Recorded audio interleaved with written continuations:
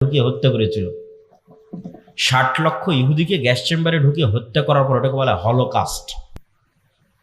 কেননা তারা সত্য জানে না, জানলে মানবে। এই জন্য দেখবেন যে আজকের ইউরোপ আমেরিকায় সব নন মুসলিমরা মিছিল করতেছে ফিলিস্তিনের পক্ষে, যাদের নাম দিয়েছে ট্রাম্প সরকার বা ইসরায়েলের সরকার বা ইসরায়েলের মিডিয়া প্রো প্যালেস্টাইনিয়ান।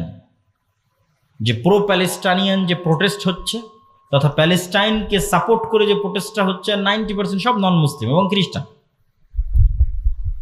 এইটা আজ থেকে 10-15 বছর আগে দেখা যায়নি কেন? আজ থেকে 10-15 বছর আগে মিডিয়া কুক্ষিগত ছিল। বিবিসি, সিএনএন নিজস্ব যে মিডিয়ার চ্যানেল সেটা কুক্ষিগত ছিল। এখন তো ইনস্টাগ্রাম, টুইটার, ফেসবুক ওপেন, সারা পৃথিবীর মানুষ দেখতে পাচ্ছে যে এখানে জুলম হচ্ছে।